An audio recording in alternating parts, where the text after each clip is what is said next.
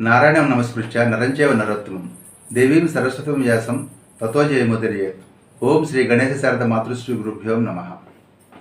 మిత్రులారా, ఈ విధంగా ద్రుపదునితోటి బంధుత్వం కలిగింది పంచపాండవులకి. ద్రుపదుడు మహావీరుడు, అంతేకాకుండా ఒక గొప్ప సామ్రాజ్యాధినేత.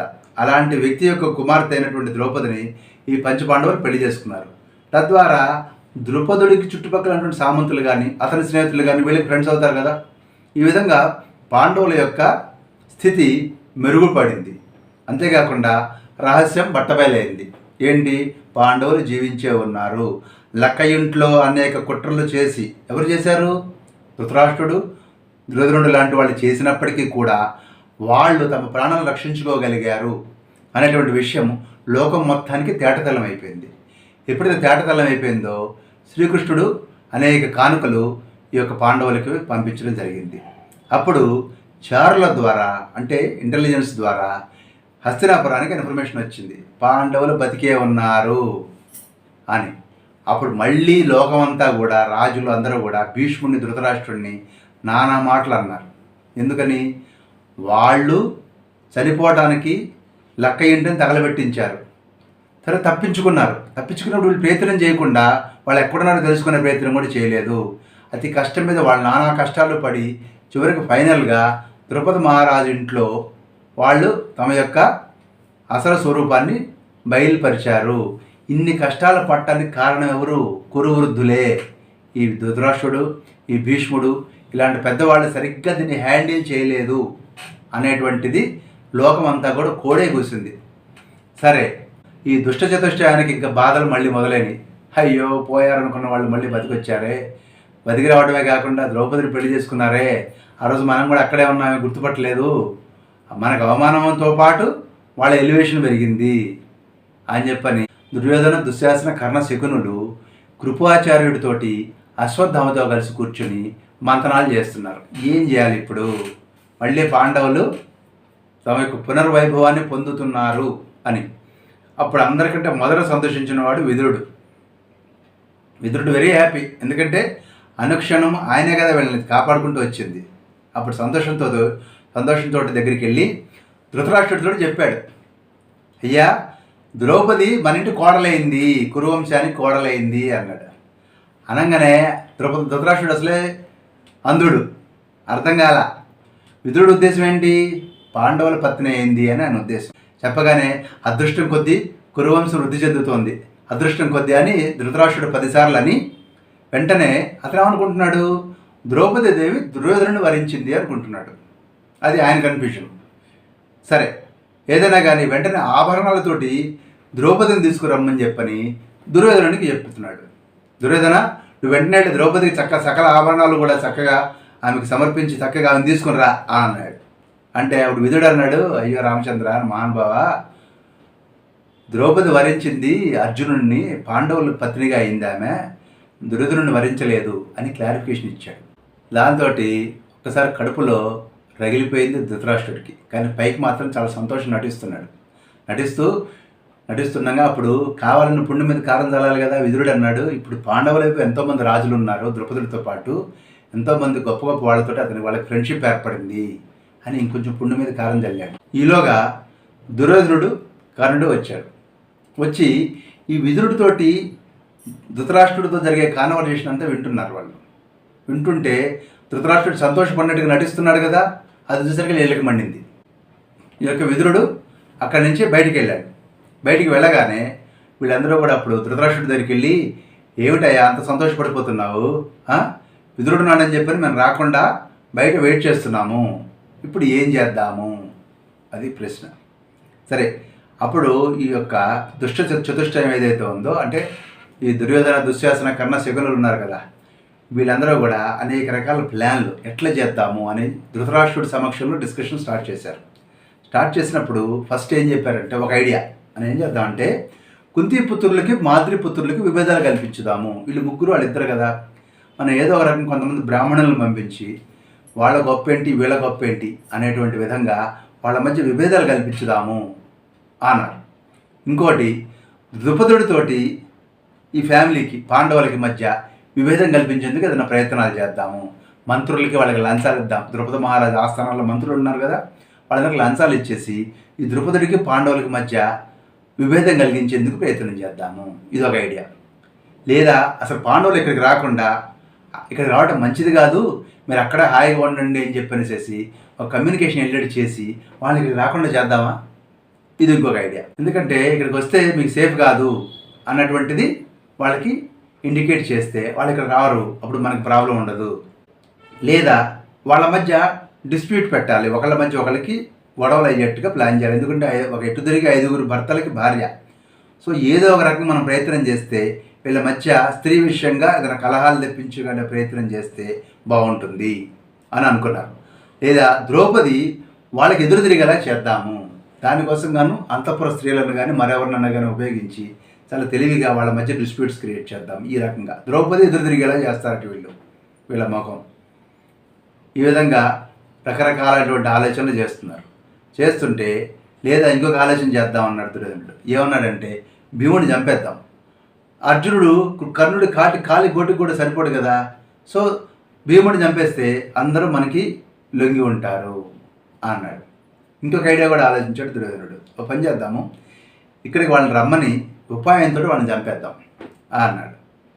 లేదా కొంతమంది సౌందర్యవతులతోటి ఈ పాండవులను ప్రలోభపెట్టి ద్రౌపది కోపం వచ్చేట్టు చేస్తే వీళ్ళందరూ కొట్టుకు చేస్తారు. తర్వాత ఫైనల్గా ఇంకేమన్నాడంటే దుర్యోధనుడు, కర్ణుడిని పంపించి పాండవులను పిలిపిస్తా, మనం ఉపాయంతో చంపేద్దాం వాళ్ళని అన్నాడు దుర్యోధనుడు. ఏమంటావు కర్ణ, ఐడియా బాగుందా అన్నాడు. అప్పుడు కర్ణుడు అన్నాడు, దుర్యోధన ఇన్నిసార్లు ప్రయత్నాలు చేసావయా, ఇన్నిసార్లు ప్రయత్నం చేసావు భీముడిని చంపాలని, పాండవులను నాశనం చేయాలని, నీ ఆలోచనలు ఏవి ఫలించేవి కాదు, నువ్వు ఎప్పుడూ చేయలేకపోయావు. ఎప్పుడు గతంలో వాళ్ళు చాలా ఇబ్బందికరమైన పరిస్థితుల్లో ఎటువంటి సపోర్టు లేని స్థితిలో ఉన్నప్పుడే నువ్వు వాళ్ళని ఏం చేయలేకపోయావు. ఇప్పుడు ద్రుపదుడితో చుట్టరికము, ద్రుపదుడి బంధువులతోటి సామంతులతోటి ఫ్రెండ్షిప్ ఏర్పడి చాలా స్ట్రాంగ్ పొజిషన్లో ఉన్నారు. ఈ పొజిషన్లో నువ్వు వాళ్ళని ఏం చేయగలుగుతావు? నీ ఆలోచనలు ఫలించేవి కావు. వాళ్ళు పూర్తి బలం పుంజుకునే లోపే ఎప్పటికైనా మించిపోయింది లేదు, మనం వెళ్ళి యుద్ధం చేసి చంపేద్దాం అన్నాడు కర్ణుడు. ఈ దిక్కుమాల ఆలోచనలన్నీ వద్దు, డైరెక్ట్గా వెళ్ళి యుద్ధంలో కొట్టేద్దాం, చావరేవది వెళ్ళిపోతుంది అన్నాడు కర్ణుడు. అప్పుడు ధృతరాష్ట్రుడు మెచ్చుకున్నాడు. శభాష్ కర్ణ, వీరులు చెప్పే మాట చెప్పావు, నీ ఆలోచనే కరెక్టు, ప్రస్తుతానికి ఇవన్నీ వద్దు, ముందు పెద్దలతో ముందు మంత్రాలు చేద్దాం, వాళ్ళని పిలిపిద్దామని భీష్ముడిని, ద్రోణుడిని, విదురుణ్ణి మళ్ళీ పిలిపించాడు ధృతరాష్ట్ర మహారాజు. అప్పుడు భీష్మ, ద్రోణ, విదురులు ఏమన్నారంటే, మాకు కౌరవులు ఎంతో పాండవులు అంతే, ఇద్దరు కూడా మాకు సమానమే, మాకు ఎవరి మీద ద్వేషమో ఎవరి మీద ప్రేమ లేదు నాయన, వాళ్ళకి సహజంగానే అర్ధరాజ్యంలో వాళ్ళకి హక్కు ఉంది, ఇప్పటికే మీరందరికీ చాలా బ్యాడ్ నేమ్ వచ్చేసింది, జనాలు చండాలంగా మాట్లాడుకుంటున్నాను మీ గురించి, ఇప్పటికి మించిపోయింది లేదు, వాళ్ళకి అర్ధరాజ్యం ఇచ్చేసేయండి అన్నాడు. అప్పుడు కర్ణుడు అన్నాడు, లేదు మొత్తం దుర్యోధనుడు పరిపాలించాలి రాజ్యం అంతా అన్నాడు మళ్ళీ. ఎందుకంటే ఈయన ముఖస్థుతి, ఈ దుర్యోధనుడిని ఎంతసేపు సంతోషపెట్టాలి. కర్ణుడు మొదటి నుంచి జీవితం అంతా ఇట్లా గడిచిపోయింది. దుర్యోధనుడిని సంతోషం పెట్టడం కోసం అవాకులు చవాకులు అడ్డగోలు మాటలు మాట్లాడి తన యొక్క విలువని తగ్గించుకున్నాడు కర్ణుడు మహాభారతంలో. మనకి అది అనుక్షణం కనపడుతూ ఉంటుంది. అప్పుడు ద్రోణుడు కోపం వచ్చి, కౌరవులు నశించిపోతారా నువ్వు చెప్పిన మాట వింటే అన్నాడు కర్ణుడితోటి. అప్పుడు విదురుడు అన్నాడు ఈ యొక్క దుర్యోధనుడితోటి, ధృతరాష్ట్రుడితోటి, పాండవుల వైపు అటు ద్రుపదుడు, అతడి మిత్ర బృందము, అదేవిధంగా యాదవులు పాండవులతో ఉన్నారు, గుర్తుపెట్టుకోండి. మనకైతే చాలామంది బలగం ఉందనుకుంటున్నారేమో. ఎత్ర కృష్ణస్తతో జయ, కృష్ణుడు ఎక్కడ ఉంటే అక్కడ విజయం తథ్యము. నా మాట విని సగౌరవంగా పాండవులను, కుంతిని, ద్రౌపదిని మనం తీసుకురావటం మంచిది అని చెప్పి అన్నాడు.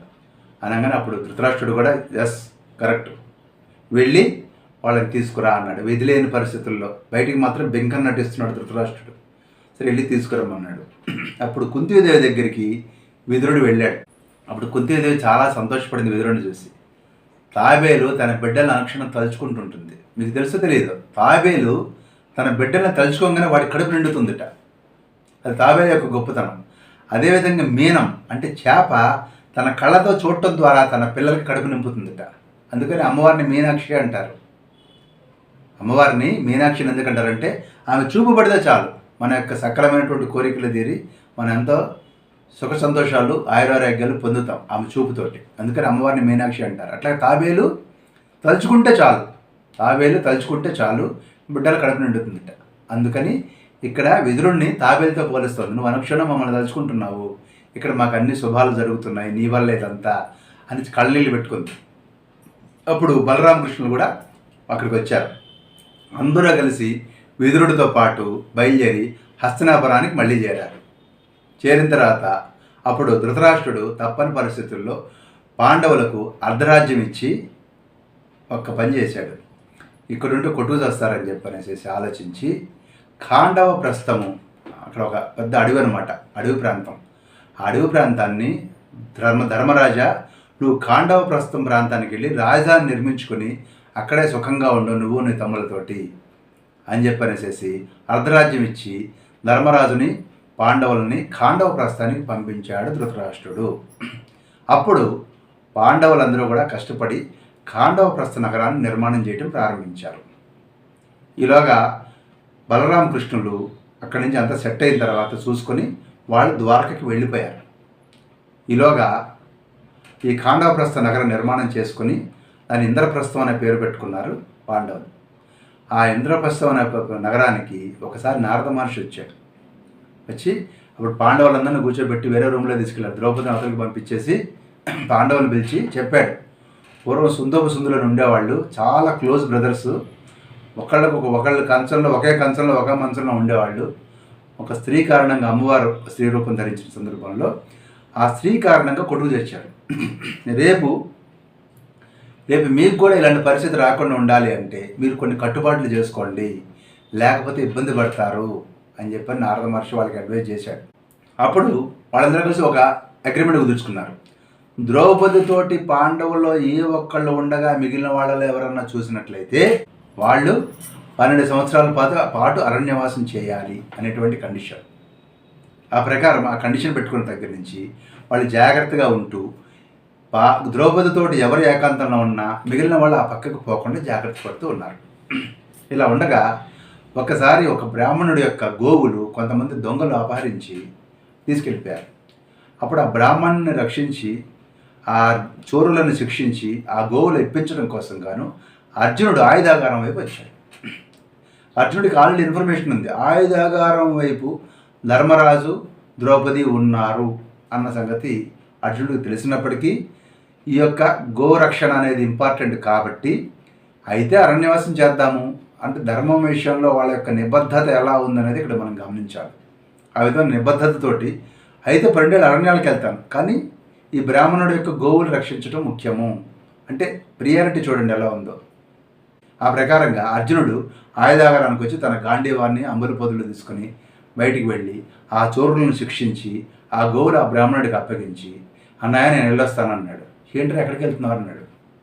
మన కండిషన్ ప్రకారం నేను 12 సంవత్సరాల పాటు ఇప్పుడు అరణ్యవాసం చేయాలి, నేను బయలుదేరుతున్నాను అన్నాడు. అంటే అప్పుడు ధర్మరాజు అన్నాడు, లేదు నువ్వు ఒక ధర్మం కోసం అని నువ్వు ఆయుధాల కోసం వచ్చావు, ఈ తప్పు పట్టే పని లేదు అన్నాడు. అంటే లేదు, రూల్ ఈజ్ రూల్. ఈ విధంగా అర్జునుడు గంగా తీరంలో స్నానం చేస్తున్నాడు, తీర్థయాత్రలకు బయలుదేరాడు. నాగలోకానికి చెందినటువంటి ఐరావతుని పుత్రిక అయినటువంటి ఉలూచి, ఆమె నాగకన్య, ఆమె ఈ అర్జునుడిని తన పాతాళలోకానికి తీసుకెళ్ళిపోయింది. ఆమె కోరిక మేరకు అర్జునుడు ఆమెతో ఒక రాత్రి గడిపాడు. గడిపినప్పుడు ఆమె అనేక వరాలు ఇచ్చింది. ఏ నీటి జంతువు వల్ల అర్జునుడికి భయం లేకుండా ఆమె వరాన్ని అనుగ్రహించింది. అంతేకాకుండా వాళ్ళకి పుట్టినవాడే ఇరావంతుడు. నాగకన్యన ఉలూచికి అర్జునుడికి పుట్టినవాడు ఇరావంతుడు. ఈ తర్వాత అర్జునుడు మణిపురం, మనకి మణిపూర్ అంటారు కదా ఇప్పుడు నార్త్ ఈస్ట్లో, ఆ మణిపురానికి వెళ్ళాడు.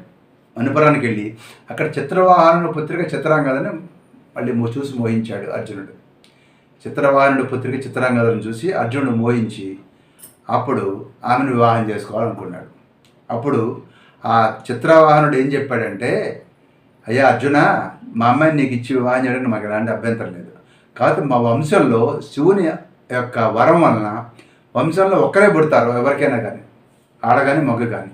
ఇప్పుడు నాకు పుత్రిక పుట్టింది, సో ఈమె యొక్క పుత్రుడు నాకు వారసుడుగా కావాలి అన్నాడు. ఆ విధంగా అర్జునుడు దాన్ని యాక్సెప్ట్ చేసి 3 సంవత్సరాల పాటు మణిపురంలో ఉన్నాడు. అప్పుడు ఆమె గర్భవతి అయింది. ఎవరు? చిత్రాంగద గర్భవతి అయింది. ఈ లోపల అర్జునుడు తన యొక్క తీర్థయాత్రను కొనసాగించాడు. దక్షిణ సముద్రంలో ఉన్నటువంటి అనేక తీర్థాలకు వచ్చాడు. సౌభద్ర తీర్థానికి వచ్చాడు. వచ్చినప్పుడు ఆ సౌభద్ర తీర్థంలో ఆ యొక్క మడుగులో ఒక ముసలి ఈ యొక్క అర్జునుడి కాలు పట్టుకున్నప్పుడు దాని వెంటనే అర్జునుడు తన యొక్క బలంతో దాన్ని బయటకు లాగి ఒడ్డున పడేశాడు. ఆమె వెంటనే ఒక స్త్రీమూర్తిగా కనపడేసరికి అప్పుడు ఆవిడంది, నా పేరు వర్గ, నేను కుబేరుడి ఆస్థానంలో అప్సరసని. ఓకే, మొత్తం 5 ఉన్నాం. ఒకసారి ఒక తపస్సు భగ్నం చేసే సందర్భంలో ఆయన మాకు శాపం ఇచ్చి ఒక పురుష శ్రేష్ఠుడి ద్వారా మాకు శాప విమోచనం కలుగుతుందని చెప్పాడు. సో మిగతా 4 కూడా ఈ నెలలోనే మొసళ్ళలాగా పడున్నారు. వాళ్ళని కూడా ఉద్ధరించు అంటే అర్జునుడు 1 by 1 తీసి బయటపడేసాడు. మొత్తాన్ని అందరికీ శాప విమోచనం అయిపోయింది. ఆ తర్వాత అప్పుడు అర్జునుడు మళ్ళీ మణిపురానికి వెళ్ళాడు. మళ్ళీ మణిపురానికి ఎందుకు వెళ్ళాడు? అక్కడ చిత్రంగా ఆల్రెడీ ప్రెగ్నెంట్ కదా, ఆమె డెలివరీ చూడటానికి వెళ్ళాడనమాట. అక్కడికి వెళ్ళినప్పుడు పుట్టినవాడే బభ్రువాహనుడు. ఈ బభ్రువాహనుడు మళ్ళీ చివరిలో కనపడతాడు. మళ్ళీ అది ఇంకోసారి చెప్పుకుందాం. మొత్తానికి చిత్రాంగదకి బభ్రువాహనుడు పుట్టాడు. అప్పుడు అర్జునుడు ఈ యొక్క చిత్రవాహనుడితో చెప్పాడు, అయ్యా, నా రుణవిమోచనం పూర్తి అయిపోయింది, ఇదిగో మీ మనవడు, నేను ఎక్కడి నుంచి బయలుదేరుతున్నాను. మీరు మళ్ళీ ధర్మరాజు రాజసూయం చేస్తాడు. ఒకనాడు ధర్మరాజు రాజసూయం చేస్తాడు. ఆ సందర్భం దాకా మీరందరూ వెయిట్ చేయండి. అప్పుడు నేను ఇన్విటేషన్ పంపిస్తా. మీరందరూ వచ్చి చుట్టాలని పక్కన అందరినీ అప్పుడు చూద్దరు కానీ, నా యొక్క తల్లి అన్నదమ్ముల్ని అందరినీ కూడా, మా అమ్మని, అలాగే నా యొక్క వైభవాన్ని అవన్నీ కూడా మీరు అప్పుడు చూద్దరు కానీ ప్రస్తుతానికి మీరు వెయిట్ చేయండి అని చెప్పనేసేసి గోకర్ణం లాంటి పశ్చిమ తీర్థాలని, అదేవిధంగా ప్రభాస క్షేత్రానికి వెళ్ళాడు. ఎవరు? అర్జునుడు. ప్రభాస క్షేత్రానికి వెళ్ళినప్పుడు అక్కడ కృష్ణుడిని కలిశాడు. శ్రీకృష్ణ పరమాత్మని మళ్ళీ అక్కడ కలిశాడు. అదే సమయంలో ఆ పక్కన ఉన్నటువంటి రైవతక పర్వతం మీద యాదవులు ఒక పెద్ద ఉత్సవం నిర్వహిస్తున్నారు. ఆ యొక్క గిరి ప్రదక్షిణం కోసం అని చెప్పి సుభద్ర అక్కడికి వచ్చింది. సుభద్రను అప్పుడే చూస్తున్నాడు ఎవరు? అర్జునుడు. చూడగానే మళ్ళీ ఆమెను మోహించాడు. అర్జునుడు 12 ఏళ్ల పాటు అడవికి వనవాసాలకి బయటికి వెళ్ళింది ఈ పని మీదనని మనం అనుకోవచ్చు. కానీ ఆ రోజు క్షత్రియుల్లో అవన్నీ యాక్సెప్టెడ్. అది ఆ కాలం నాటి పరిస్థితి మనం అర్థం చేసుకోవాలి. First point. ఈ విధంగా ఆ యొక్క రైవతక గిరి చుట్టూ ప్రదక్షిణం చేసినటువంటి సుభద్రను చూసి ఆమెను మోహించినప్పుడు కృష్ణుడు, ఏమయ్యా ఏంటి సంగతి, సైడ్ కొడుతున్నావు ఏంటి అని అడిగాడు అర్జునుడిని. అబ్బాయి ఏం లేదు, పెళ్లి చేసుకుంటావా అన్నాడు. కుదిరితే చేసుకుందామని అనిపిస్తోంది అన్నాడు అర్జునుడు. నవ్వాడు అక్కడ కృష్ణుడు. సరే అయితే ఎట్లా చేద్దాము, నువ్వు అడిగావనుకో బలరాముడు కాదనొచ్చు, అందుకని వీరులకు క్షత్రియులకి ఉన్నటువంటి పద్ధతి ఉంది, నువ్వు ఆమెను తీసుకెళ్ళిపో, గిరి ప్రదక్షిణలో ఉంది కదా, ఒప్పుకుంటారు లేదా కాబట్టి ఆమెను తీసుకెళ్ళిపో అని చెప్పాడు. చెప్తే అప్పుడు అర్జునుడు ఏం చేశాడంటే దూతల ద్వారా ధర్మరాజుకి ఇంటిమేషన్ పంపించాడు అర్జునుడు. పంపించి నేను అట్లా చేద్దాం అనుకుంటున్నాను, ఏం చేయమంటావా? కృష్ణుడు కూడా కొంచెం సపోర్ట్ చేసేట్టుగా ఉన్నాడు అని చెప్పనేసి అర్జునుడు ధర్మరాజుకి విషయం కమ్యూనికేట్ చేశాడు. అప్పుడు యధిష్ఠిరుడు అనుమతి ప్రసాదించాడు. ఏంటి? సుభద్రను తీసుకుని వచ్చేటానికి. ఎందుకంటే యాదవులతోటి ఇప్పుడు ఒక విధమైనటువంటి గొడవకి, డిస్ప్యూట్కి కారణం అవుతుంది కాబట్టి ధర్మరాజు పర్మిషన్ తీసుకున్నాడు అనమాట అర్జునుడు. తీసుకొని అప్పుడు కృష్ణుడే స్వయంగా రథం ఏర్పాటు చేసి అందులో అస్త్రశస్త్రాలు నింపించాడు. మరి దాన్ని తీసుకొని ఈమె ప్రదక్షిణం చేస్తూ ఉండగా సుభద్రను తీసుకుని రథం ఎక్కించుకుని వెళ్ళిపోయాడు అర్జునుడు. దాంతో యాదవులలో విపరీతమైనటువంటి కోలాహలం క్రోధం బయలుదేరి అర్జునుడి సంగతి తేల్చాల్సిందే, డామ్ డూమ్ అని ఎగురుతుంటే బలరాముడు అన్నాడు, ఆగండి, మీరు అందరూ మాట్లాడుతున్నారు, కృష్ణుడు మాట్లాడట్లేదు, నాకేదో డౌట్గా ఉంది. కృష్ణుడు మాట్లాడట్లేదు, నాకేదో డౌట్ కొడుతోంది, ఉండండి, మీరు అందరూ ఆవేశపడితే ఉపయోగం ఏం లాభం, కృష్ణుడు ఏం మాట్లాడట్లేదు అన్నాడు. ఇప్పుడు కృష్ణుడు ఏమన్నాడంటే, అప్పుడు బలరాముడు ఇంకో మాట్లాడు, ఏదైనా కానీ నాకు అవమానం జరిగింది, ఈ అవమానం నేను భరించలేను అన్నాడు బలరాముడు. అప్పుడు కృష్ణుడు సర్దుబాటు చేసి అతను క్షత్రియోచితమైన విధంగానే సుభద్రను తీసుకుని వెళ్ళాడు. పదండి, జరిగిపోయింది, ఇప్పుడు యుద్ధం చేస్తే ఏం లాభం, యుద్ధంలో ఎవడు గెలుస్తాడనేది దైవాధీనం, వాళ్ళు గెలవచ్చు మనం గెలవచ్చు, మన పరువు దక్కింది, మనం కూడా తీసుకుపోయిన బయటవాడేం కాదు, మన అర్జునుడే కాబట్టి ఓకే వాళ్ళకి పెళ్లి చేసేద్దామని మళ్ళీ పిలుచుకొచ్చి వాళ్ళకి వివాహం చేసి 1 సంవత్సరం పాటు అక్కడ ఉన్న తర్వాత అప్పుడు సుభద్రను తీసుకొని అర్జునుడు ఇంద్రప్రస్థ నగరానికి మళ్ళీ వెళ్ళాడు.